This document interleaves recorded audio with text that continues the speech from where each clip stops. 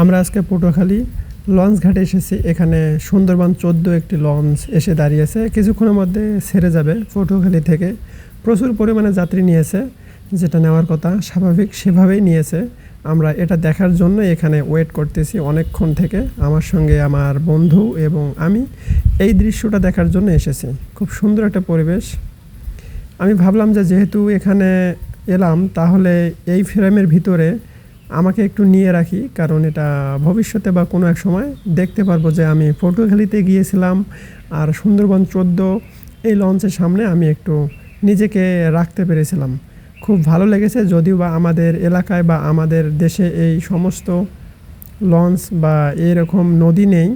খুব ভালো লাগতেছিল, যার কারণে মোবাইল বন্দি করে রাখার এই চেষ্টা। ছোট বড় অনেকেই এখানে এসেছে। কেউ বা পটুয়াখালী ছেড়ে যাচ্ছে ঢাকার উদ্দেশ্যে কর্মজীবনে পা রাখার জন্য বা কর্ম খোঁজার উদ্দেশ্যে। এখানে অনেকেই এসেছে নিজের প্রিয়জনদের সংবর্ধনা এবং বিদায় জানানোর জন্য। বিষয়টা দেখতে অনেক ভালো লাগতেছিল। ভাবলাম যে ফোনে একটু বন্দি করে রাখি আপনাদের দেখার উদ্দেশ্যে। আমার বন্ধু নীরবে বসে আছে এই প্রকৃতি এবং সৌন্দর্য এবং বাতাসকে উপভোগ করার জন্য। এটা লন্ডনের একটা জায়গা, অনেকটা বাংলাদেশের মতো লাগে, মানে পুরো ফিল্ডটা আছে বাংলাদেশের গ্রামের মতো। আসলে মানে লন্ডনের একটা যে ভিতরে বাংলাদেশের একটা যে ফিল পাবো, আসলে কখনো বুঝতে পারিনি। না আসলে এটা লন্ডন না, এটা আসলে বাংলাদেশে, কারণ এর সামনে বিলবোর্ডটা দেখলে বুঝতে পারবেন। ভাই আমার কথা বাংলা বলতে শোনা যায় না, আমার কথা বাংলা বলতে শোনা যায় না, কিন্তু আমি বাংলায় বলতেছি না, আমি কিন্তু ইংলিশে বলতেছি। এ সব সময় ইংলিশে কথা বলে, ইংলিশ ছাড়া কোনো কথাই বলে না। If you want talk to with me you definitely speak English. একদম পারফেক্ট কথা বলে। হইলাম আমি তো নিজেও জানি না, হইলে হয়েছে না হইলে নাই, কইছি যে এটাই তো বিরাট ব্যাপার। আমরা বর্তমান হচ্ছে পটুয়াখালীতে, পটুয়াখালী হচ্ছে যে ল কলেজের সামনে, মানে পুরা হচ্ছে সিনটা হচ্ছে একদম গ্রামের মতো। ও হচ্ছে ইংলিশ ছাড়া কথা বলে না, মানে পুরো সিনটা গ্রামের মতো যদিও, কিন্তু এই জায়গাগুলো নিচু জায়গায় পানি থাকে, সবসময় পানি ওঠে, আর এখানে প্রচুর পরিমাণ বৃষ্টি। আর এই সমস্ত জায়গায় আমাদের ঘুরতে ভালো লাগে, কিন্তু ও ইংলিশে কথা বলে সবসময়, মানে অলওয়েজ, মানে ইংলিশ ছাড়া কোনো কথাই বলে না।